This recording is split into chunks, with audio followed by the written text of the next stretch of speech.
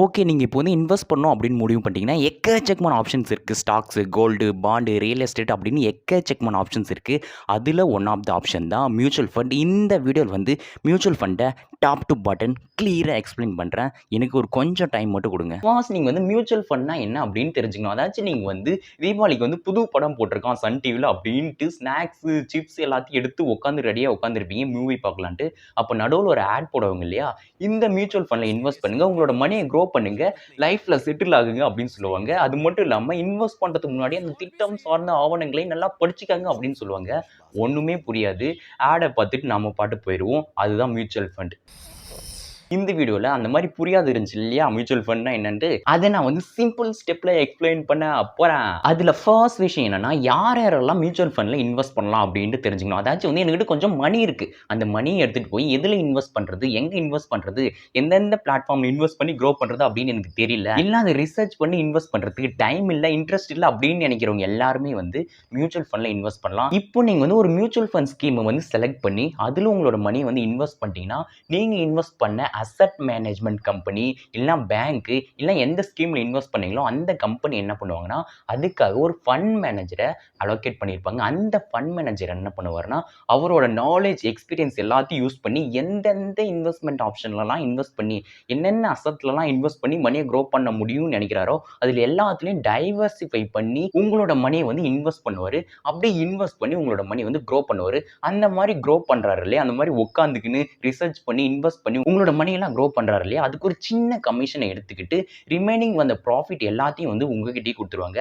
இதுதான் சிம்பிளா mutual fund. நீங்க வந்து உங்களோட டைம் அண்ட் எனர்ஜியை ஸ்பெண்ட் பண்ணி இதுல இன்வெஸ்ட் பண்ணலாம். Real estate, gold, bond, stock அதுலலாம் இன்வெஸ்ட் பண்ணலாம் அப்படின்ட்டு உட்காந்து ரிசர்ச் பண்ண டைம் இல்ல, ரிசர்ச் பண்ண இன்ட்ரெஸ்ட் இல்ல இது எல்லாத்தையும் உட்காந்து ரிசர்ச் பண்ண முடியாது அப்படின்னு ஃபீல் பண்ணீங்கன்னா நீங்க உங்களோட மணியை எடுத்துட்டு போய் ஏதாச்சும் ஒரு நல்ல மியூச்சுவல் ஃபண்ட் ஸ்கீம்ல போட்டீங்கன்னா அவங்க உங்களோட மணியை டைவர்சிஃபை பண்ணி இந்த மாதிரி இன்வெஸ்ட் பண்ணி க்ரோ பண்ணுவாங்க. நீங்க சில்லா காமா கூலா உங்களோட பிசினஸ் உங்களோட ஒர்க் மற்ற விஷயத்துல நீங்க ஃபோக்கஸ் பண்ணலாம். ஓகே, நீங்க ஒரு ஸ்கீமை சூஸ் பண்ணி ஒரு இன்வெஸ்ட்மெண்ட் ப்ரொஃபஷனல் கிட்ட உங்களோட மணி கொடுத்துட்டீங்கன்னா அந்த மாதிரி ப்ரொஃபஷனல் எல்லாம் என்ன பண்ணுவாங்கன்னா உங்களோட மணி வந்து வேரியஸ் அசெட்ல பிரிச்சு இன்வெஸ்ட் பண்ணுவாங்க.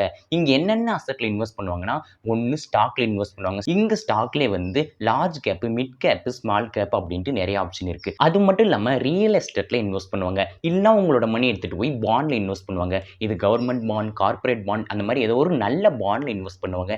இல்ல கமாடிட்டிஸ் லைக் ஆயில், கோல்டு அந்த மாதிரி கமாடிட்டிஸ்ல உங்களோட மணி வந்து இன்வெஸ்ட் பண்ணுவாங்க. இந்த மாதிரி நிறைய இடத்துல டைவர்சிஃபை பண்ணி இன்வெஸ்ட் பண்ணுவாங்க. இதுதான் அந்த ப்ரொஃபஷனல்ஸோட வேலை. நீங்க சன் டிவில மூவி பார்க்கும்போது ஒரு ஆட் போட்டாங்க இல்லையா, இந்த மியூச்சுவல் ஃபண்ட் வந்து சந்தை அபாயங்களுக்கு உட்பட்டது. இன்வெஸ்ட் பண்றதுக்கு முன்னாடி இந்த திட்டம் சார்ந்த ஆவணங்கள் எல்லாம் படிச்சுக்கங்கன்னு சொன்னாங்க இல்லையா, அவங்க சொன்ன மாதிரி இதுவும் ஒரு ரிஸ்கியரான இன்வெஸ்ட்மெண்ட் தான். ஸோ இன்வெஸ்ட் பண்றதுக்கு முன்னாடி ஒரு பெர்ஃபெக்டான நல்ல மியூச்சுவல் ஃபண்டா செலக்ட் பண்ணி இன்வெஸ்ட் பண்ணுங்க. இல்ல உங்களோட மணி எல்லாம் போயா அப்படின்ட்டு ஏதோ ஒரு கேம்ல சொல்லுவாங்க, அந்த மாதிரி போயிடும். ஸோ நல்ல ரிசர்ச் பண்ணி தான் நம்மளோட மணி வந்து ஒரு நல்ல மியூச்சுவல் ஃபண்ட்ல இன்வெஸ்ட் பண்ணணும். இங்க மியூச்சுவல் ஃபண்ட்ல இன்வெஸ்ட் பண்ணா எனக்கு எவ்வளோப்பா ரிட்டர்ன் வரும் அப்படின்னு கேட்டா அது வந்து ஸ்ட்ரெயிட்டா இவ்வளவுதான் வரும்னு சொல்ல முடியாது. உங்களுக்கு மினிமமான ரிட்டர்ன்லேருந்து ஹையரான ரிட்டர்ன் வரும். இங்க வந்து உங்களுக்கு எக்ஸாம்பிளுக்கு சொல்றேன். இது வந்து ஒரு 5% ரிட்டர்ன்லேருந்து அப் டு 50% ஆஃப் ரிட்டர்னை வந்து ஒரு குறிப்பிட்ட டைம் பீரியடுக்குள்ள கொடுக்கும். அதாச்சு 3 மந்த்ஸ், 6 மந்த்ஸ், 1 இயர், 2 இயர், 3 இயர்க்குள்ள ஒரு டீசென்ட்டான ரிட்டர்னை கொடுக்கும். ஒரு ஆவரேஜா எவ்வளோ ரிட்டர்ன் கொடுக்கும்னு கேட்டிங்கன்னா 10 to 20% ஆஃப் ரிட்டர்ன் கொடுக்கும். அதாச்சும் வந்து நீங்கள் வந்து ₹100 இன்வெஸ்ட் பண்ணுறீங்கன்னா உங்களுக்கு ஒரு ₹10 ₹20 6 மந்த்ஸ்லேயோ 1 இயரில் ஒரு ரிட்டர்னாக வரும். இது வந்து ஆவரேஜாக சொல்கிறேன் ஒரு அண்டர்ஸ்டாண்டிங்காக. ஓகே, எங்கிட்ட மணி இருக்குது, இன்ட்ரெஸ்ட் இருக்குது, இப்போ மியூச்சுவல் ஃபண்டில் இன்வெஸ்ட் பண்ண போகிறோம் அப்படின்னு முடிவு பண்ணிட்டீங்கன்னா அதில் இன்வெஸ்ட் பண்ணுறதுக்கு முன்னாடி ஒரு சில விஷயத்தை தெரிஞ்சுக்கணும். அந்த ஒரு சில விஷயத்தை என்னன்ட்டு இப்போ நான் பிரிக்க போகிறேன். ஓகே, அதில் ஃபர்ஸ்ட் விஷயம் அந்த மியூச்சுவல் ஃபண்டில் நீங்கள் இன்வெஸ்ட் பண்ணுறதுக்கு முன்னாடி என்ன பார்க்கணும்னா இதுக்கு முன்னாடி அந்த மியூச்சுவல் ஃபண்ட்ல இன்வெஸ்ட் பண்ணவங்களுக்கு அவங்க எவ்வளோ ரிட்டர்ன் கொடுத்துருக்காங்க, அவங்கள நம்பி இன்வெஸ்ட் பண்ணவங்களுக்கு அவங்க எவ்வளோ ரிட்டர்ன் கொடுத்துருக்காங்க, அந்த மியூச்சுவல் ஃபண்டு எப்படி பர்ஃபார்ம் பண்ணியிருக்கு, லாஸ்ட் இயரில், லாஸ்ட் 2 இயரில், லாஸ்ட் 1 இயரில், 6 மந்த்ஸில் எவ்வளோ நல்லா பர்ஃபார்ம் பண்ணியிருக்கு, எவ்வளோ ரிட்டர்ன் கொடுத்துருக்காங்க அப்படின்ட்டு ஒரு சின்ன அனலைஸ் பண்ணணும். அதுக்கப்புறம் ரெண்டாவதாக நீங்கள் பார்க்க வேண்டியது என்னன்னா எக்ஸ்பென்ஸ் ரேஷியோ. அந்த மியூச்சுவல் ஃபண்டுக்கான எக்ஸ்பென்ஸ் ரேஷியோ அப்படின்னு ஒரு விஷயத்தை பார்க்கணும். அதை வச்சு உங்களுக்காக அவங்க வந்து மேனேஜ் பண்ணுறாங்க இல்லையா மியூச்சுவல் ஃபண்டை, அதுக்கு அவங்க ஒரு சின்ன கமிஷன் எடுப்பாங்க. அந்த எக்ஸ்பென்ஸ் ரேஷியோ வந்து கம்மியா இருக்கிற மியூச்சுவல் ஃபண்டா சூஸ் பண்ணணும்.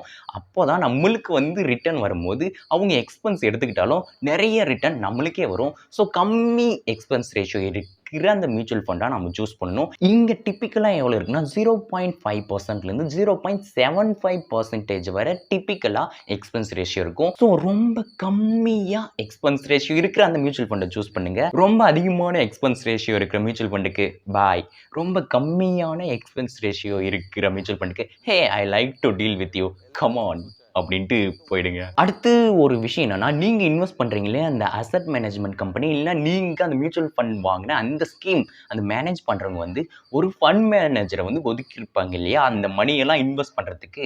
அதை ஒதுக்குன அந்த மேனேஜர், அந்த ஃபண்ட் மேனேஜர் வந்து எவ்வளோ நாலேஜான பர்சன், எவ்வளோ ஸ்கில்ஃபுல்லான பர்சன் அப்படின்ட்டு நீங்க ரிசர்ச் பண்ணலாம்.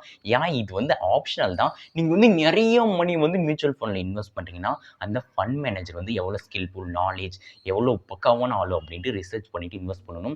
நான் டிப்பிக்கலாக இதெல்லாம் பண்ண மாட்டேன். அந்த மியூச்சுவல் ஃபண்ட் வந்து எவ்வளோ ரிட்டர்ன் கொடுத்துருக்காங்க, இயர் ஆன் இயர் எவ்வளோ க்ரோ ஆயிருக்கு, எவ்வளோ ஏஎம்சி இருக்குது அப்படின்ட்டு நிறைய ஃபேக்டரை பார்ப்பேன். பட் நீங்கள் நிறைய மணி இன்வெஸ்ட் பண்ணுறீங்கன்னா அந்த ஃபண்ட் மேனேஜர் யார், அவரோட ஸ்கில் செட்டையும் படிச்சுட்டு இன்வெஸ்ட் பண்ணுங்கள். அதுக்கப்புறம் நீங்கள் இன்வெஸ்ட் பண்ணுறதுக்கு முன்னாடி இன்னொரு விஷயம் என்ன பார்க்கணுன்னா, ஆல்ரெடி சொன்ன மாதிரி அவங்க வந்து எவ்வளோ ரிட்டர்ன் கொடுத்துருக்காங்க.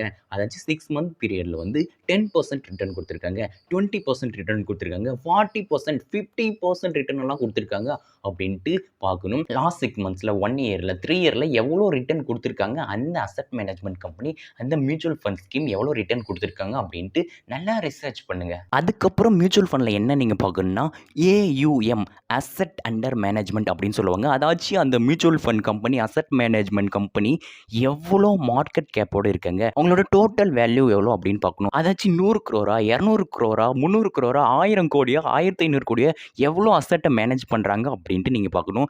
நிறைய அசெட்டை மேனேஜ் பண்ணுறாங்கன்னா அவங்க நல்ல ட்ரஸ்டடான, எஸ்டாப்ளிஷ்டான ஒரு பிளேயர் அப்படின்ட்டு நம்ம கணக்கில் வச்சுக்கலாம். ஸோ ஏயுஎம் எவ்வளோ இருக்குது அதையும் பார்த்துக்கோங்க. அதுக்கப்புறம் மியூச்சுவல் ஃபண்டு நீங்கள் சூஸ் பண்ணுறதுக்கு முன்னாடி பார்க்க வேண்டிய விஷயம் என்னன்னா, அந்த மியூச்சுவல் ஃபண்டு எவ்வளோ லிக்விடிட்டியோடு இருக்குது அப்படின்னு பார்க்கணும். அதாச்சும் நீங்கள் இப்போ வந்து ஏதாச்சும் அவசரத்துக்கு மணி எடுக்கணும்னா எடுக்கிற மாதிரியான ஒரு மியூச்சுவல் ஃபண்டாக இருக்கணும். அந்த மியூச்சுவல் ஃபண்டுக்கு வந்து லாக்கிங் பீரியட் இருக்கக்கூடாது. 1 இயர், 2 இயர், 3 இயர்ஸ்க்கு அப்புறம் தான் மியூச்சுவல் ஃபண்ட்லேருந்து நீங்கள் போட்ட மணி எடுக்க முடியணும் அப்படின்ற மாதிரியான ஒரு சில விஷயத்துலலாம் பார்த்து வைக்கணும். இங்கே வந்து நிறைய ஆப்ஷன் இருக்குது. நீங்கள் வந்து 60 டேஸ், 90 டேஸ், 1 இயர், 6 மந்த்ஸ் இந்த மாதிரி லாகிங் பீரியடில், இல்லை 6 மந்த்ஸ்க்குள்ளே எடுத்துடணும், 3 மந்த்ஸ்க்குள்ளே எடுத்துடணும், அந்த மாதிரி நிறைய ஆப்ஷனில் மியூச்சுவல் ஃபண்ட்ஸ் இருக்குது. ஸோ இன்வெஸ்ட் பண்ணுறதுக்கு முன்னாடி அந்த மியூச்சுவல் ஃபண்ட் வந்து எவ்வளோ லிக்விடிட்டியாக இருக்குது அப்படின்ற விஷயத்தையும் கன்சிடர் பண்ணிக்கோங்க.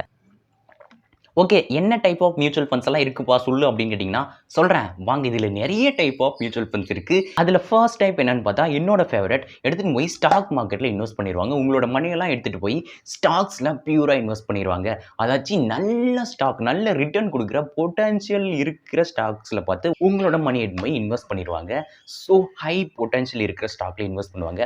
இது கொஞ்சம் ரிஸ்கியர் தான். பட் இங்கே வந்து நல்ல க்ரோத் இருக்கிற ஸ்டாக்ல, அதாச்சும் ஸ்டாக் மார்க்கெட்டில் இன்வெஸ்ட் பண்ணி ஒரு நல்ல ரிட்டர்ன் எடுத்துட்டு வந்து கொடுக்கறதுக்கு ட்ரை பண்ணுவாங்க. ஸோ என்னோட one type of favourite mutual fund பார்த்தா இந்த ஸ்டாக் மியூச்சுவல் ஃபண்ட். இதை ஈக்விட்டி மியூச்சுவல் ஃபண்ட்னு சொல்லுவாங்க. ரெண்டு ஒன்று தான். அதுக்கப்புறம் செகண்ட் டைப் ஆஃப் இன்வெஸ்ட்மெண்ட் என்னன்னா டெப்ட் இன்வெஸ்ட்மெண்ட். அதாச்சும் உங்களோட மணி எடுத்துட்டு போய் கொஞ்சம் கம்மி ரிஸ்க் எடுத்து ஒரு சில விஷயத்தில் இன்வெஸ்ட் பண்ணுவாங்க. அதாச்சும் கவர்மெண்ட் பிரைவேட் பாண்ட்ல இன்வெஸ்ட் பண்ணுவாங்க, டெப்ட் கமாடிட்டிஸ்ல இன்வெஸ்ட் பண்ணுவாங்க. இந்த மாதிரி உங்களோட மணி எடுத்துட்டு போய் கொஞ்சம் கம்மி ரிஸ்க்ல டீசென்டான ரிட்டர்ன் கொடுக்கறதுல இன்வெஸ்ட் பண்ணிடுவாங்க. அடுத்து என்னன்னா ஹைபிரிட் ஃபண்ட். அதாச்சும் நான் சொன்னேன் இல்லையா, ஈக்விட்டி, டெப்ட், இது ரெண்டுத்துலையும் போய் பிரித்து இன்வெஸ்ட் பண்ணுவாங்க. அதாச்சும் இன்கேஸ் இதில் போயிடுச்சுன்னா அதில் வந்துடும், இல்லை ரெண்டுத்துலேயும் டீசெண்டாக வந்துடும் அப்படின்ட்டு உங்களோட மணி வந்து ரெண்டுத்துலேயுமே இன்வெஸ்ட் பண்ணுவாங்க. ஹைப்ரிடாக நிறைய இதில் இன்வெஸ்ட் பண்ணுவாங்க. அது ஹைப்ரிட் இன்வெஸ்ட்மெண்ட். ஜென்ரலாகவே இந்த ஹைப்ரிட் வந்து எனக்கு பிடிக்கும். இன்கேஸ் வந்து ஒன்று வந்து நல்லா பெர்ஃபார்ம் பண்ணலாம், இன்னொன்று வந்து டீசெண்டாக பெர்ஃபார்ம் பண்ணும், இல்லை ரெண்டுமே நல்லா பெர்ஃபார்ம் பண்ணும். ஸோ அதனால தான் இந்த ஹைப்ரிட் மியூச்சுவல் ஃபண்ட்லேயும் நம்ம இன்வெஸ்ட் பண்ணலாம். எனக்கு இது வந்து ரொம்ப பிடிக்கும். அடுத்து ஒன்றுன்னு பார்த்தா இண்டெக்ஸ் ஃபண்ட். அதாச்சும் எதை பற்றி யோசிக்காமல் உங்களோட மணி எடுத்துகிட்டு போய் ஸ்ட்ரெயிட்டாக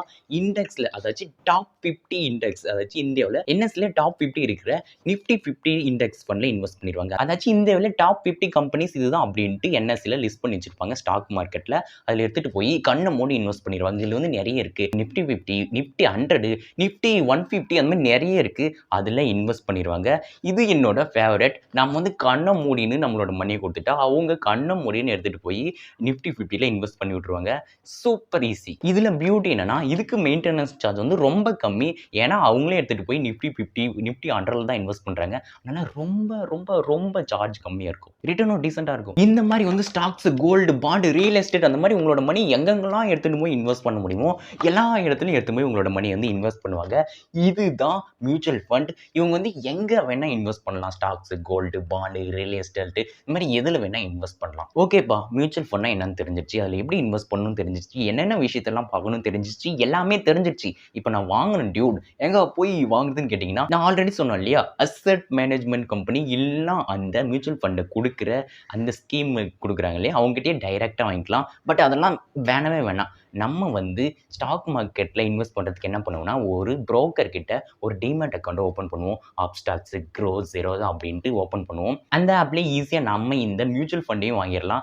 நான் பர்சனலாக க்ரோ யூஸ் பண்ணுறேன். இந்த மாதிரி நீங்கள் ஒரு புரோக்கர் கிட்ட ஒரு டிமேட் அக்கௌண்ட் ஓப்பன் பண்ணிட்டீங்கன்னா ஈஸியாக இந்த மியூச்சுவல் ஃபண்டை வாங்கிட்டு போய்கிட்டே இருக்கலாம். இங்கே வந்து ஸ்டாக் மார்க்கெட்டை பற்றி கம்ப்ளீட்டாக எக்ஸ்பிளைன் பண்ணி ஆல்ரெடி ஒரு வீடியோ போட்டிருக்கேன். இன்வெஸ்ட்மெண்ட் எல்லாத்தையும் கம்ப்ளீட்டாக எக்ஸ்பிளைன் பண்ணி ஒரு வீடியோ போட்டிருக்கேன். அதில் கொஞ்சம் தெளிவாக சொல்லியிருப்பேன். அதையும் செக் அவுட் பண்ணி பாருங்க. நிறைய இன்வெஸ்ட்மெண்ட்ஸ் ஆப்ஷன்ஸ் இருக்கு அதர் தான் மியூச்சுவல் ஃபண்ட்ல. இந்த மாதிரி நீங்க வந்து இன்வெஸ்ட் பண்றதுக்கு முன்னாடி இந்த மியூச்சுவல் ஃபண்ட்னால தான், இந்த மியூச்சுவல் ஃபண்ட்னால தான் இதுக்கு முன்னாடி ஹிஸ்டாரிக்கலா எவ்வளவு ரிட்டர்ன் கொடுத்துருக்காங்க, எவ்வளோ மார்க்கெட் கேப் வச்சிருக்காங்க, இந்த மாதிரி எல்லா விஷயத்தையும் உட்காந்து ரிசர்ச் பண்ணுங்க.